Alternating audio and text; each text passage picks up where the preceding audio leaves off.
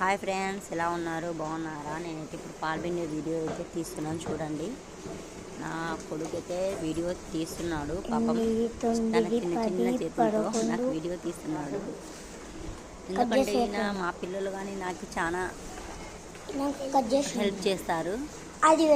ఇప్పుడు కానీ చాలా హెల్ప్, ఇంట్లో కానీ హెల్ప్ చాలా చేస్తారు. అసలు నా నలుగురు పిల్లలు నాకు ఎంత ఇష్టం అంటే అంత ఇష్టము. ముఖ్యంగా మా చిన్న పాప హుసేనమ్మ అంటే చాలా ఇష్టం.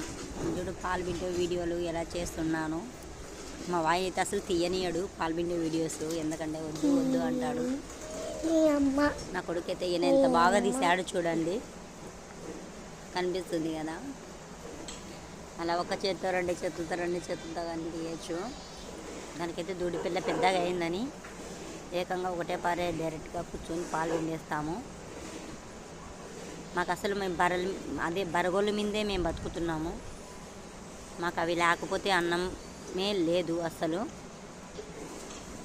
బరగోళ్ళు పెట్టుకున్న తర్వాతే మాకు కొంచెం బాగానే ఉంది.